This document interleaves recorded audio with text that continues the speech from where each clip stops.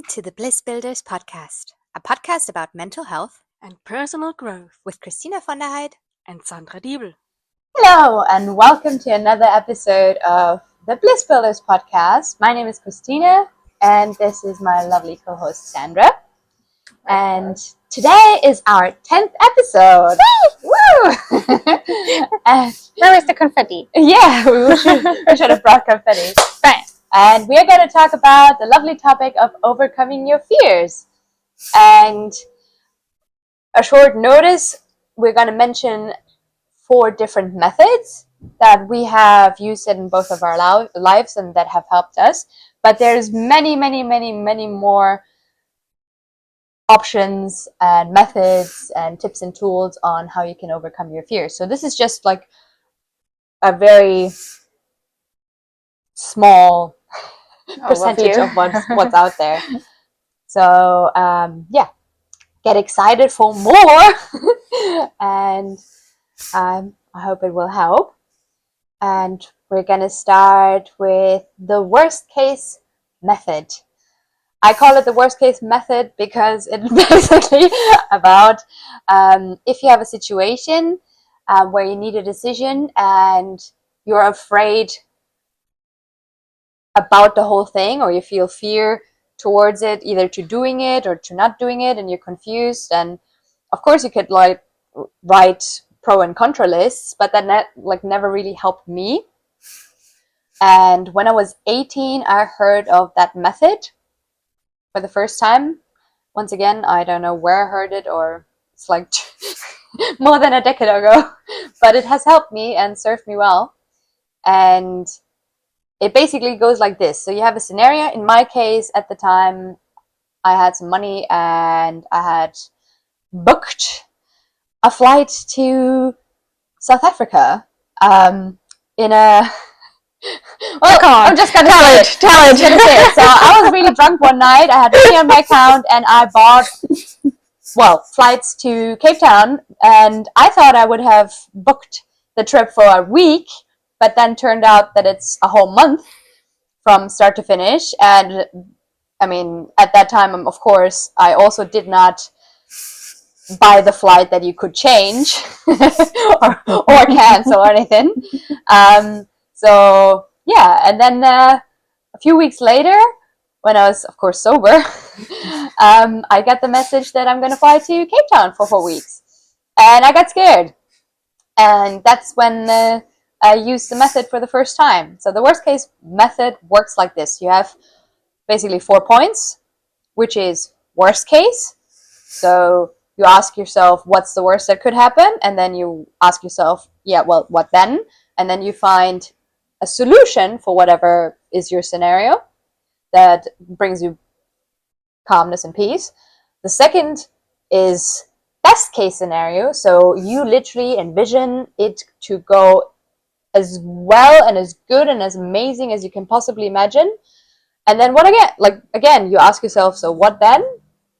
And if you need a solution at all, usually you don't, then the third step is to look at what's most likely going to happen. So you write down what's most likely the case, what's most likely to happen, what then, and if you need a solution, and what the benefits are. And then you go to the last option, which is no case, which is what if you don't do it? If you don't do it, what are the benefits? Will there be any regrets? And you go through that. So that's in short. And when I did it at the time, I asked myself, okay, what's the worst that could happen? And in my scenario, it was being, my first thought was, worst case, I die. But if I'm dead, I won't care. So that was kind of checked off. Then I was like, okay, next worst case scenario. Next worst case scenario was I'm absolutely sick in a country that I don't know, with no one to help. So I have no family, no friends, no one. So I have no people. I don't speak the language. So I'm homeless. So the worst case scenario. And I was like, okay, what would I do then? And then I would be like, okay, I would find solution. I have my creativity. I would find an embassy if I can. And if I have to crawl there, I would crawl. And I would try to pick up the language. I would maybe write in the sand with a stick. So I got myself a base of solutions They that speak makes English in South Africa. Yes, in South Africa, but my scenario was based on you never know where you end up. So maybe okay. I get trafficked, or maybe I'm somewhere else, and then I was like literally going to the worst. Okay, got it. You got kidnapped and ending in Somalia. Yes, for example. All right. So you never know. So therefore, worst case. And I went through all of them in a way that calmed me down and made sense to me. All sorts of scenarios. And then I went to the best case scenario. So what if like the trip goes amazing? I get great opportunities. I get gifted like huge amounts of money on the way, and so on and so forth. Well, obviously I don't need a solution for that because that's just great. And then I went to the next one, which is what's most likely going to happen. What's most likely to happen at that time was I have enough money to do the thing if I don't spend it all in one day. If I just go like a normal person with a common sense, I will be fine. I will have great experiences, and probably some days where it's maybe not so great because I have to figure something out, or I don't know, I'm not too comfortable in my hostel bed or whatever. But that's gonna be fine. And worse, and if that, if something happens, I get sick, I have my little first aid kit with me that's going to help me. And if it's worse than that, then I still have my family. So even then, everything's fine. So I had solutions for myself. And then I asked myself, what would happen if I don't do it at all? And the answer to me at the time was, well, then things just stay the same. And at the time, I also read a book about regrets when you're old. So that was very helpful, because then I envisioned myself when I'm 90. Would I look back and regret not taking that flight that I've booked while I was drunk? And I realized, yeah, I would. I would regret not doing it. I would regret not having that experience. So, simple solution was, I went. And it went great. I had a great time. It went definitely better than the most likely scenario. Not as good as the best case scenario, but pretty close. Pretty close. So this is my worst case method, and I'm still using it to this day. Also, when I start businesses or when I do things, I always ask myself, well, what's the worst that could happen? What's the best that could happen? What's the most likely thing that's going to happen? And what if I don't do it at all? And then I just weigh them against each other. And yeah. And in the last thing of that worst case scenario, we also talk about the what if questions. What if? Which leads us to Sandra, who has her own methods of overcoming fears that also include the question, what if? As you actually already kind of started your method, what if the worst case scenario happens? What if the best case scenario happens, right? So you can actually use this for your daily life as well, and use the what if questions for trying out different scenarios and how you feel about them, or what is, for example, really possible to realize, or most likely to realize. And let's just grab an everyday example, or what probably many people have, household, and let's say she is always doing the dishes and he never, and she doesn't feel good about it and probably complains about it and is annoyed by him not doing the dishes. So you can ask yourself, what if, let's say, he doesn't do the dishes for the next 30 years? All right, and then write down your answers. What solutions can come to your head? So that can be, for example, okay, I do them and I still stay annoyed and grumpy. He certainly will do it. Our kids will do it. We're gonna hire someone that helps us in the household. Or we don't do the dishes at all, and we just eat out of some paper plates for example, or we just go out and we don't cook anymore, or whatever comes into your mind, where you then, as you probably have written them down, as it's always good to have something in writing that you can visualize it actually, where you can also go through them in your head. But that would probably, and I reckon also for you, for your method, a recommendation to write it down. Yeah, writing down is always good. I mean, I think mine you can do in your head as well, but especially with yours, it's helpful to write it down, because then later on when you forget, so when you get to another point where you then already forgot your solutions, because, for example, the solution could involve, I just am not bothered by it anymore, and then you realize later on, oh, well, I'm still bothered, then you have that list and you can go through it and be like, well, that didn't work, so try the next one. Exactly. And if you, for example, say, okay, one of the solutions would be I still keep doing the dishes by myself and I'm still annoyed and bugged. Okay, and you have, let's say, 15 other different options. And breaking up the relationship only because of some damn dishes is maybe also not the solution you want to have, but also you won't be that annoyed about it. So you can go through and say, okay, well, we have enough money, but maybe not enough time, or it is worth enough money for us to spend some specific amount on a help in the household that comes whatever once a week or however you want it, that helps us with the daily tasks. And this can be already a pretty good solution, especially with those daily things. Is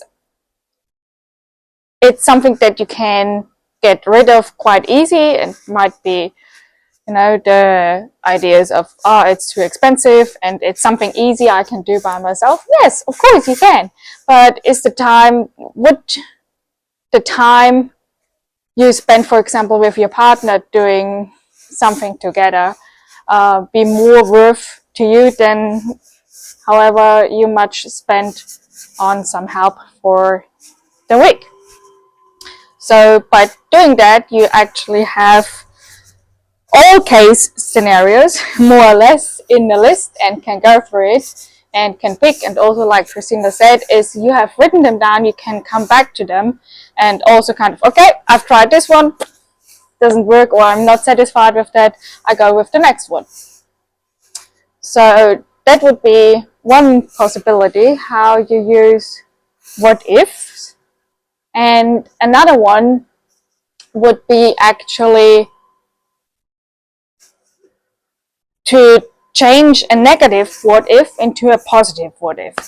So let's say the travel was a good example, as I had one of these fearful or doubtful what if questions also in my head, for example, before I came to Australia, or actually when I made the plans, as I was never the travel person, or I was very in my turtle shell, more or less, at least in Austria, in Vienna. I've never moved. I mean, as a child, as I was with my family, I never moved. And yeah, so being that far away, especially for such a long time, as now I'm here since a year, nearly exactly a year, was, something very out of mind for me. As first I had the idea to going to Spain, what wouldn't have been that far away, and then the idea with Australia came up, what is literally the other side of the world. So it can't be much more away, just New Zealand, I think, and I also was there. So this was a huge decision for me, especially leaving a job, leaving a partner, leaving a good life, where at least at this stage when I did this decision, and still when I actually left in the end, it was never meant to be forever. It was for a break, for a couple of months, or up to a year. But there was so many fears in my head, is, what if the relationship is not strong enough? What if I can't find a good job afterwards when I come back? What if we lose the flight? What if, you know, something goes wrong and or some injuries, whatever, and I'm completely on myself somewhere on the other side of the world? So it probably also is, for me personally, I got a lot of fears and insecurity from my mom passed, probably, and it took me a while to see that these are hers and not mine. But what you can do here is to change it to the opposite and ask yourself, okay, what if everything goes right? What if this will be the best time of my life? What if this will change my life completely? What it actually did.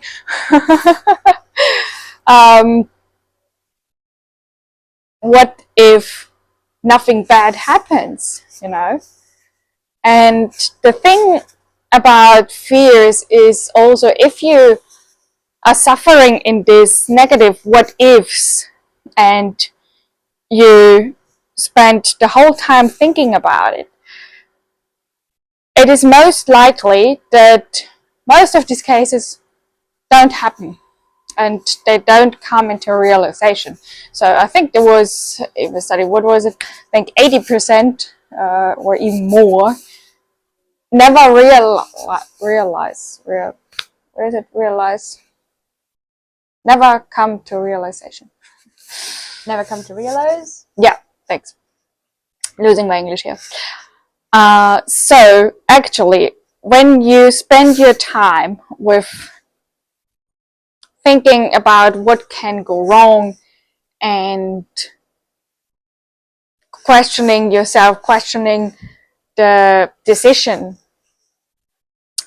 you lose all this time until the situation occurs.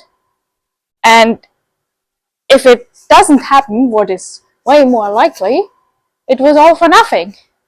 So nothing happens in the moment, but all the time before you spend worrying.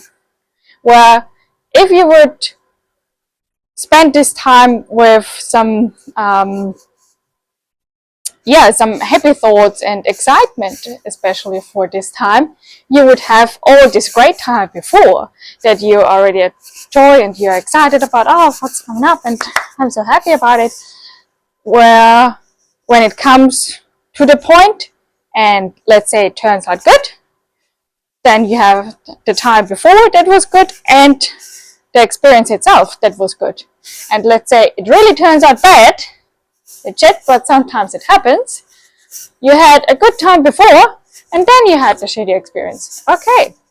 And if you want to feel more secure and you are more a planner person, for example, Kristina's method gives you exactly this security, as it gives you the solution already for the worst case scenario before it happens. So you think about it. So, and there is nothing wrong, you know, with planning ahead a little bit. And we don't say that you should not give a fuck about everything. But if you think about it in the beginning once and think it fully, okay, and say, okay, you are afraid of an accident, for example. Okay, get an insurance, you know, and maybe Google the next embassy or where is a hospital next to the place you will go, for example. I didn't even take it that far. No, I'm just saying, you know, Yeah. if this, whatever gives you the feeling of security at the moment, and that you say, no, okay, if this happens, I feel good because I have a plan. I have kind of an action plan. It's like, zack, zack, zack. Okay, fine. Nice. Next one. And then you are finished with this negative thought, actually, and you can enjoy all the rest of the time.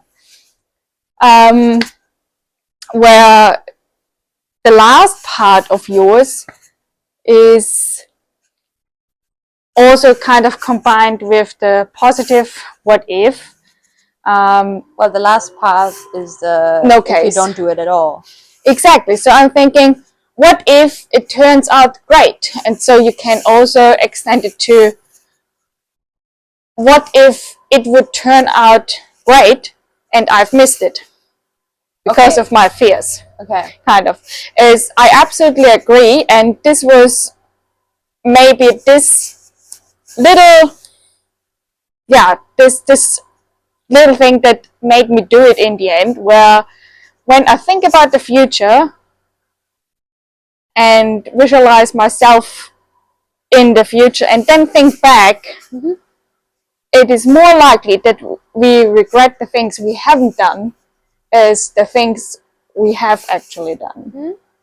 So, and at least if it doesn't turn out exactly how you had it in your head or that great, it's experience and it's learning and it's a story probably. Imagine about the stories that come up also during my travels. Some of the most beautiful stories came up because things didn't went best case, I would say, or a little bit different than expected. But in the end, I had faith, or I developed faith, let's say that, is somehow there was a solution for everything. And it is like that. I can definitely personally agree to that. There is a solution for everything. It might be not the easy one. It might be maybe one that takes a bit of time, but there is one.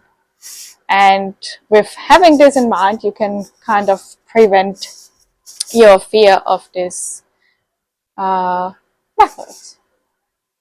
Yeah. All right. I personally think that there's this, like someone said it, I don't know, once again, but everything is figure outable, and I think that, like, yeah, I like that saying because it is. And I mean, I literally did that exercise with the worst case scenario once when I was 18, and I haven't planned travel since. I mean, I literally booked my flight and maybe a hostel or get accommodation for the first night, like no matter if that's a hotel, couch surfing, whatever it is. But I've never really planned anything since. And even then, when I was doing the worst case scenario, I did not even need to actually plan for the worst case scenario because it was so unlikely. And I knew that even if that happens, I will figure it out because I knew that I was creative enough to figure it out. Because a lot of things happen. And I mean, if I would have lost my mind, so for example, if the disease would affect my mind, well, then I wouldn't care either. So, so there's no problem. So if it just creative solutions. yeah, because like if it just affects my body, well, we'll figure out a way. So yeah, it basically helped me not to worry most of all. And sometimes nowadays, I still use the like different forms or variations of the what ifs, in the positive sense, to spin it around, which is like a practice I can highly recommend anyway. That anytime you feel worry, doubt, any of those negative what if questions, like what if it goes bad, what if I run out of money, what if I don't know, I lose my stuff, what if I get robbed, and so on and so forth. When you turn those negative what ifs into positives, like what if everything works out, what if I don't know, get a new income sooner than expected, what if, and if you do that on a constant basis daily, it can take a lot of fears away and a lot of worries and a lot of doubts. But that is a practice because fears, worries, and doubts have the tendency to sneak into your brain when you're not watching. Hello.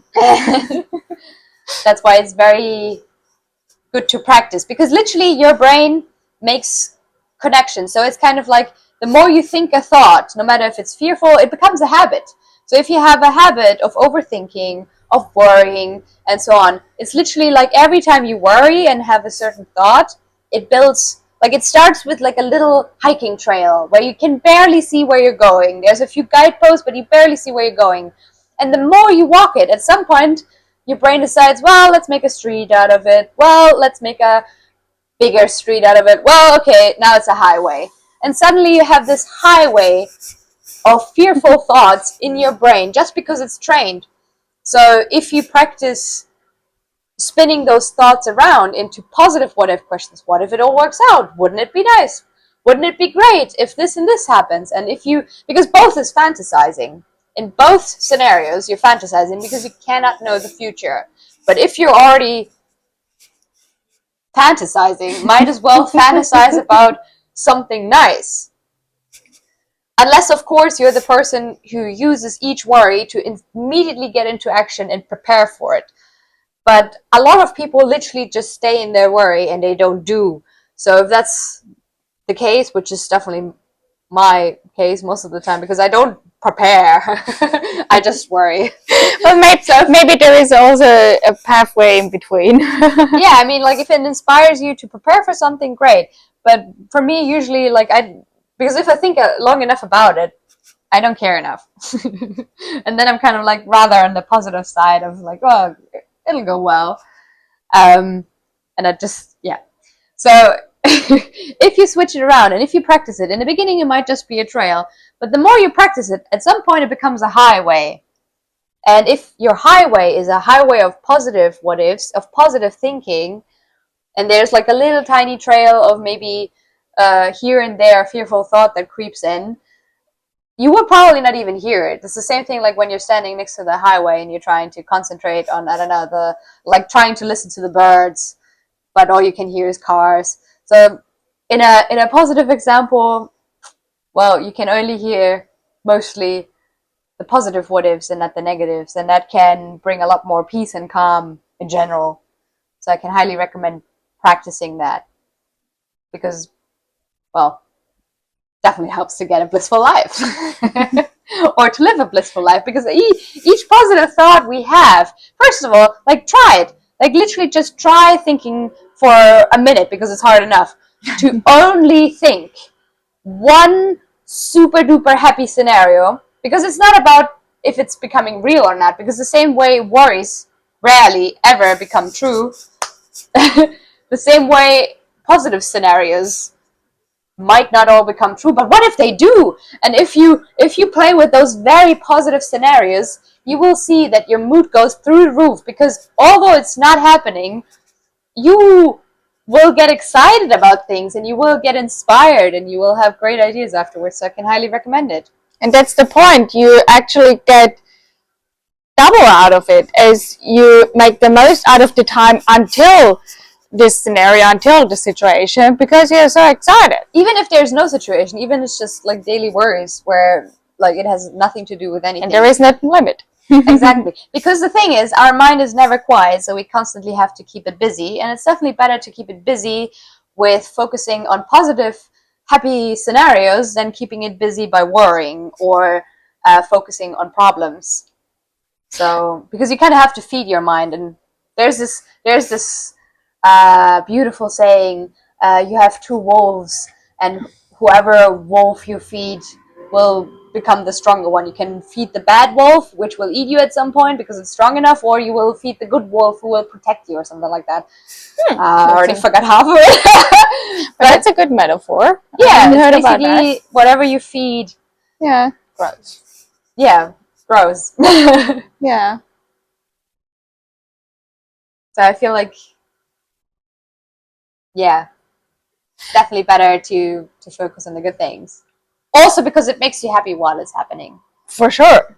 What doesn't mean that you automatically put your head in the sand. So that place, that's not the same as, you know, if a situation really happens, that something different is all the thoughts and all the time you spent before something. So it's just in our mind and just in our head. I personally also can't agree to kind of completely forget about the future, is, you know, having some goals, having some plans, etc., to go towards that. That's definitely something I don't think we can recommend, but some stiffness can make it harder, actually.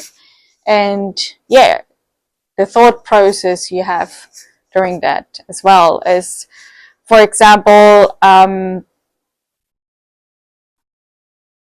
think here in Australia it's super, we call it pension usually. So at least in my age area, a lot of people say, we don't get any pension anyway, and there is more or less a complaining thought and also like this negative thought about it. But on the other hand, I can't understand when you don't take action about it, because when I don't believe that the government will look after me or give me enough back when I'm old, okay, fine, but then I have to take action, and then I have to find my own investments, passive incomes, etc., so that I can build, my own wealth, that I don't have to be supported by the government. So this would, for example, not mean just thinking positive and saying, it will be somehow nice, you can do that as well. That's not what at least I personally mean. It's not what I mean either. Yeah. It's just for the time when you're just thinking. Exactly. And then you take inspired action. Out of positivity and not out of fear. Exactly. And you, what we've already learned, are also in a more rational state and can mostly take better, more effective, more relevant actions that leads more effectively towards your goal, as if you would take it out of fear. Yeah. Yeah.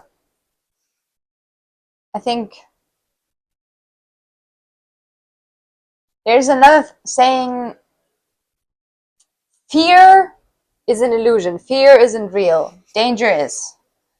And what I've learned through my life is, if actual real danger happens, so if you're in a situation, usually you're not prepared because you cannot prepare for the unexpected. You cannot prepare for stuff that surprises you. And in my experience, a lot of times it is a surprise. And when real danger happens, A, either you act on instinct, or B, you figure it out as you go. So you cannot really prepare most of the time anyway, because stuff tends to not happen exactly how we think it's gonna happen. And fear is not real, because fear is usually like a construct made up of our minds. So it's fantasizing. So if you keep that in mind, and the difference between fears and danger, I mean, you can be, like, for example, real danger would be if you're afraid of heights and you're standing at a cliff. That is a real, like, a reasonable fear, because there's actual danger. So that makes sense.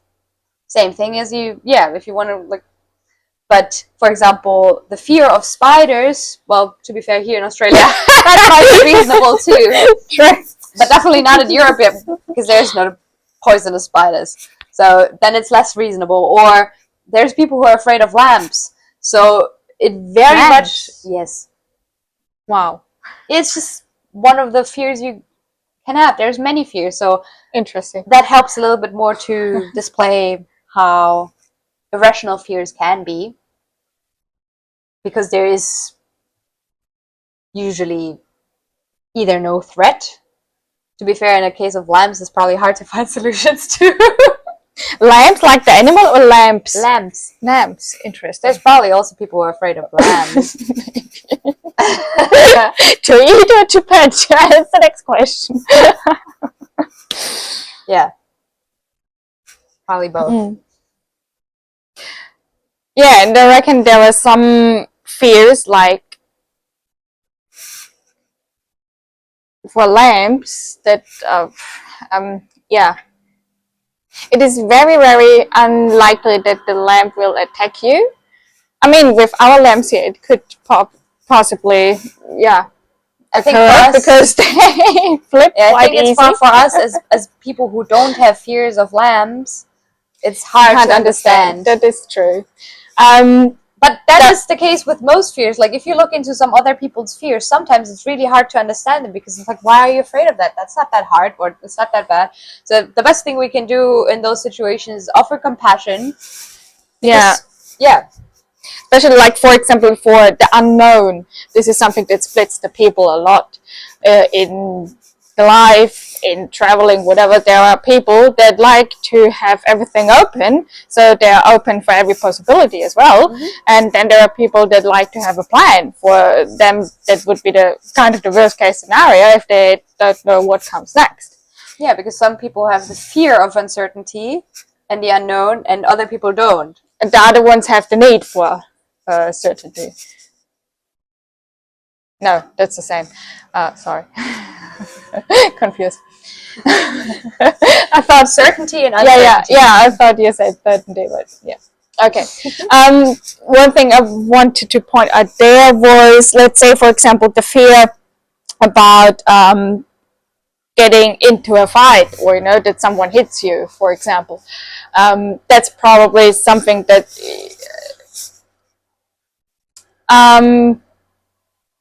if you are in a usual, normal, safe environment, it is probably also more unlikely. So let's say you are more in a safe area and you walk along in the night, and this fear of, oh, I'm getting robbed, or I'm getting punched, etc., comes up, where this scenario is also more unlikely. And on the other hand, there are maybe areas, or however someone rises up, etc., where it is actually probably a threat, or more likely, where you might choose to prevent, where it's also okay. So when you go through the worst case scenario, and then, like you did, to the most likely, I have my cheat sheet there, that's why I point out the most likely version. So if it is really likely that you're getting robbed, or you're getting punched, or whatever, then okay, it makes sense to kind of have this fear, and then you can take some action here to, for example, train your self-defense. Yes, or in that situation, because you just mentioned walking home alone at night, that is maybe not so likely to get robbed. That very much depends where you are. That's what I'm saying. And especially as a woman, it can pretty much happen anywhere, which is why I would recommend, if you have that thought, feeling of fear in that moment pop up, it might be your intuition, so just call a friend, so you're kind of like in a safe situation where you have someone on the phone, that in case something happens, at least they know. So go with your gut feeling in those situations. If it's at home with friends, like, the thing is also, how immediate is the danger, or the possible danger? Because if you are at home in a safe environment with your friends and family around, and and there's safe people and not abusive, and you're worried about someone suddenly punching, and that is continuing and going on day by day by day, and not just a quick thought that pops up and leaves again, and it is, well, accompanied with very severe feelings, then it's definitely helpful to change your thinking. But anytime you have fear thoughts pop up that are just there in the moment and not there the rest of the time, I think it's absolutely valid to look at them. And I think either way, it's always good to look at your, like, every time you have feelings come up, we had an episode about how to feel your, like, feelings, especially for that, like, also for this case, because every time an emotion pops up, you should definitely always look at it and, well, ask questions, see what the truth is behind it, so you get some sense whether is it true or is it not, and then you have some time to judgment instead of just following it. Discover the likeliness, right? I would say. Yeah. Like, it is Especially, let's say, in a bad environment, more likely that you getting robbed than that we get attacked by this lamp. And then you can rational. That is actually also a thing. Rationalize your fear. So kind of objectify that you can more separate it from your emotions.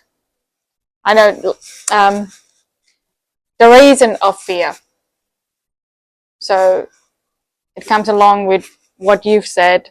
Ask yourself the question, what is it exactly for me about? Yeah. Like, but I think it's always like with all emotions, first of all, be kind to yourself. So if you notice you're afraid, or if you notice you're worrying, don't beat yourself up about it, because that's not going to help anyway. So be kind to yourself. Tell yourself, well, look at that again. That little voice inside my head has blopped on and worried or said something fearful. So be kind to yourself and kind of detach from the fear. You might feel fear, but you are in fear. Like, you experience it, that's all. So be kind to yourself, and then I think it is helpful to always pay attention, like as we said in the other episode, like notice the feeling, feel the feeling, and then once you've calmed down, once it's not as present anymore, then you can go into the when you're more detached yes, then you can from reflect and rationalize. Because while you're in fear or while you're in panic, especially if it's acute, you cannot think rationally anyway. No, that's definitely not the case. That's the thing. Yeah, calming down first, try to detach a little bit, and then you can reflect on it, look on it rational, and question it a little bit, what's behind and what you maybe can do to overcome it. What is also often the case when you kind of face your fear. Yeah. I mean, you do face your fears when you feel them and reflect on them. You also do you also face your fears when you do the worst case scenario. Anytime you do any step to, like, I don't know, either change it, question it, look at it, you're facing your fears. And then when you do the thing that you were afraid of once, you're also facing your fears, and you're overcoming the fear and getting out of your comfort zone. This is actually a good point. It's obvious that you face your fear when you do something you're afraid of, for example, but going through it in your head and with this worst case scenarios is also, like you said, more or less a facing the fear just in your head. So this can be actually the first step, and the feeling, like, think about the situation where you are afraid of the worst case scenario, you're feeling, and then, for example, that you face it. So my mom is very scared of snakes, and even pictures of snakes scare her. It's now a bit hard to speak for, because I don't have such a physical fear, I would say. I mean, maybe if a huntsman would be in this in the corner here, probably, like these huge spiders. But it is a bit softer than facing it in real life when you go through it in your head and through the feelings. Closing your eyes, maybe imagine it would be in front. Imagine you touch it, and so that this is kind of the soft version first in your head. And if you're once fine with that, you can make the step into real life. Yeah, baby steps. Yeah. Have you ever heard of there's like study done with fireflies, and they I think they did it with fireflies, but I'm not sure if they did human studies yet. But what they found out, that kind of like trauma from other generations will be passed down in DNA, and a lot of humans, due to their own experiences, believe that sometimes trauma, I mean, like, I think there's research on it that also proves that already, but trauma can be passed down through generations. So maybe the generation before, or even a couple generations before that, someone had a very bad experience with a snake that was never processed, like never, and it just entered their DNA and was passed on to the next generation and the next, and your mom was the only one who kind of felt it and now has the task to overcome that fear and feel it and emotionally release it and let it go. Because, for example, there was this one example that I read about where there was a guy who was extremely, extremely afraid of flea markets. Of what? Flea markets. What are flea markets? Like a flea market is where a lot of people bring their stuff from home. Flea market. A garage sale. A garage sale, for example. Yeah. Yes. Okay. Got it. So yes, garage sale. So something like that, but just on the street. Okay. Yeah. Got it. So he was really afraid of that, and that's for most people an obvious, very irrational fear. So everyone was wondering, where the hell does that come from? And in his life, like, he went to a therapist, and in his life, there was no thing that could explain it. There was literally nothing that ever happened at flea markets or garage sales, if you prefer that. Nothing ever happened to him. And every time he would think about it, he would just tense up and get scared. And especially when he would even walk close to it, he would start, crying and screaming and get absolutely terrified. And no one could understand it. And then he changed therapists, and the other one kind of had the idea, due to knowing about past traumas, to look into the lives of his relatives before him. Mm-hmm. And they found out that, during the war, there was a scenario, like a kind of, I'm not sure how to, but like kind of like a slaughter happening in one of those markets, and people being transported off, like this very terrifying, horrible scenario that Noah was worked through. I'm probably telling the story way more extreme than it is.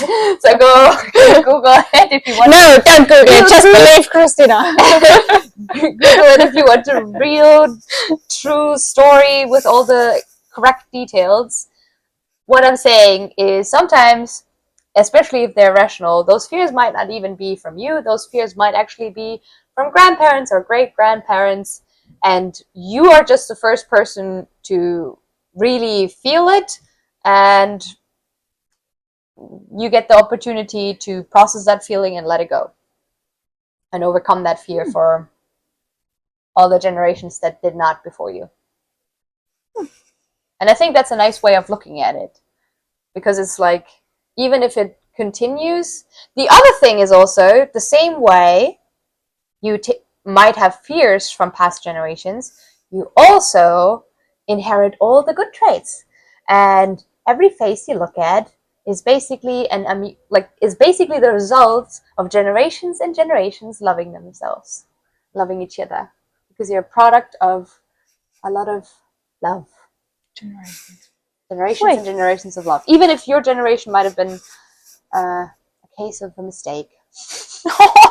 No, because like, mistakes happen. People have one night stands, get pregnant, and then have a child, and then they separate immediately, or don't even fathers sometimes don't even know that they have children. Like, guys, not even fathers, but guys don't often know that they're even fathers, because things happen. And then the kids grow up without knowing their fathers, and they know that the statement "out of love" is not necessarily true. Yeah. Okay. Fair enough. So you kind of can look at your generations and see that there's definitely some love in the mix. Somewhere in your bloodline was love. Maybe. Probably. And if that brings up fears, well, you can go through the worst case, best case, most likely. If this doesn't help, we sell coachings. Well, while we're already on it, if you enjoyed this episode, rate us 5 stars. It doesn't cost you anything, but it helps us a lot to keep on doing what we're doing. Subscribe to a YouTube channel, because once we have reached 1,000 subscribers, we actually start making money of it, which is great. We do? From YouTube, from advertisement. Ah, interesting. Yes. I learned you. So help well. us reach 1,000 subscribers on YouTube. And also, if you love us and you think, oh, I wish I could have more, join us on Patreon. Join our Bliss Building community on Patreon. Become one of our first members, because we're still pretty new. And But it's our 10th episode, so I hope that we already have our beautiful community. Getting part of this community and get. what we should say to that, we recorded all those episodes before we went publish. Because otherwise we wouldn't know where we are. So it's a guess. Yes. But we don't, we expect just the best, and we love to see you getting part of that and getting part of the community. And at Patreon, you will find all of our episodes, of course, so you don't have to switch platforms, but you will also find extra episodes and handouts to each of the episodes, extra content. You will be part of group discussions if you so please, and you can chat to us. Yeah, great. And if you have any questions, leave them in the comments, either here or on Instagram. You can always write us over Instagram if you have any questions or anything you want to tell us. If you have maybe your own method of overcoming fears that you would like to share with us and with the whole community, it would be very interesting to get to know that.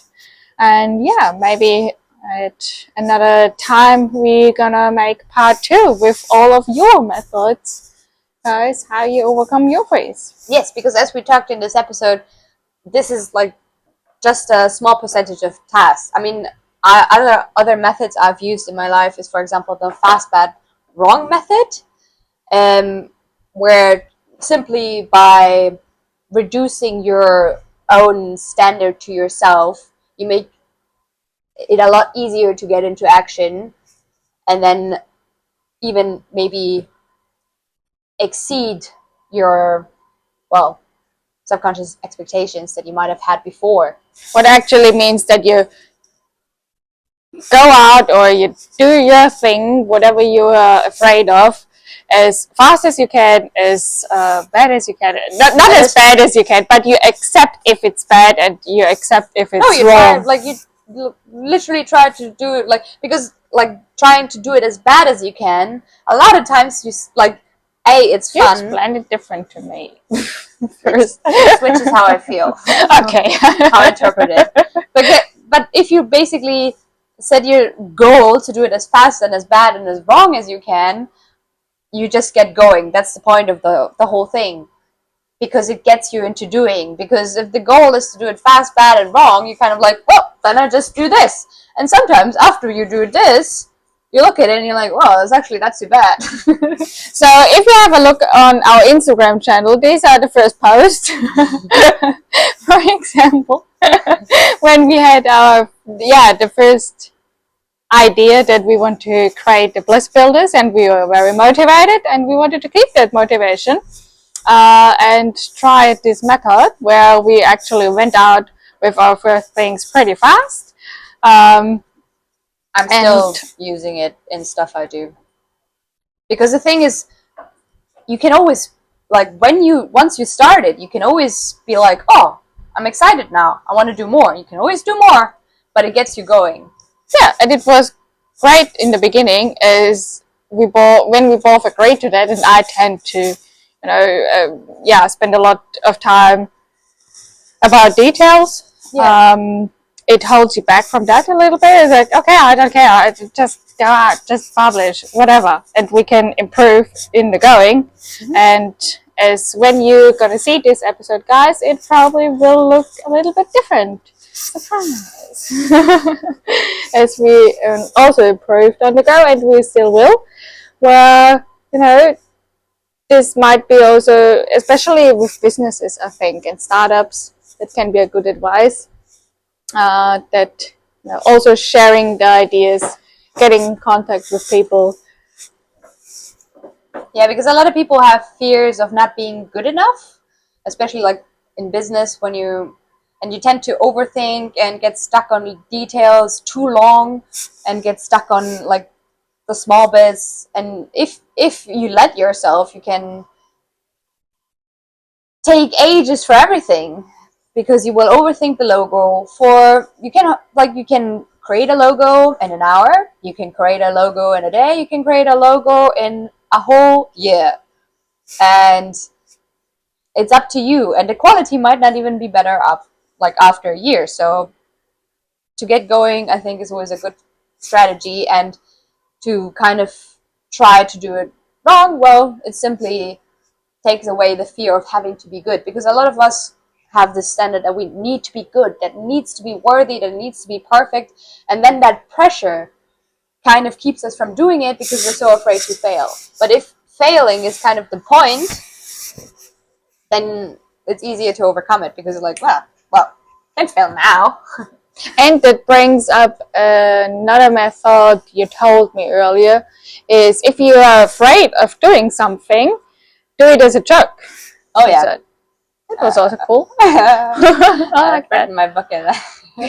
So yeah, if you want to check out something I created as a joke, look at my book, When the Bookshelf is Mocking You, on Amazon. It's not a joke anymore. It exists and it is lovely and I love it. And I had so much fun creating it. But what got me to the point of literally just getting it out there was, well, the fast bad wrong method in combination with do it as a joke. And now you're an author. Well, yeah. But author with a published book. And a podcast. I would say that is pretty amazing. Yes, and a podcast host. So yeah, it definitely helps take off the pressure. All right. That seems like a good conclusion, I would say. Should we just mention the 4 methods we explained a little bit long in the beginning, quickly to summarize and finish off the episode? Yes, would you like to do a summary? Okay, so what we have would be first, the worst case scenario method, where you just go through your fear or the scenario and think about what would be the worst case and find a solution for that. What would be the best case? What is most likely? Because both of them are maybe not that likely. And what would happen if there is no case at all? And also, how would you feel about it? So this is method 1. Then we come to our what ifs. So you can have the what if for using it as a method to collect actually many different scenarios. So you can ask yourself, what if he doesn't do the dishes for the next 30 years? And then you can list all the opportunities that are there. And then you can see, okay, what is most likely, or what would most likely to happen, and then you go with that. If this doesn't work, you can take the next one, but you have a list you can kind of go through. This is number 2. Then you have the what if, where you change from a negative what if to a positive. So if you're afraid to make a big step, let's say to change the job, to quit the relationship, to move somewhere else, you can ask yourself instead of, what if this all goes wrong? What if this will be the worst decision I've ever made? What if I hurt myself, or I hurt others, etc.? And then you can change it up to, what if I now earn so much money in this new job and meet great people there and have a life I didn't even dreamed of about? What if the other person felt the same, and it's actually a relief for us both that we end this relationship? So change it from the negative to positive what ifs in the bigger scale. And number 4, do the same in the small scale on a daily basis. So if there is a thought coming up that is negative, so what if this goes wrong? What if this doesn't turn out well? What if, I don't know, I blame myself on the stage? Change it again. What if I'm awesome? What if everything will be good? What if someone will knock on the door and give me 10K? Then finally, your dream is realized, Kristina. Monthly. So yeah, this would have been our 4 methods we were mentioning before in details, and like we've already said, there are so many more, and we would like to hear about your personal ones. And with that, We come to an end. Thank you very much for listening, guys. See you next time, and have fun.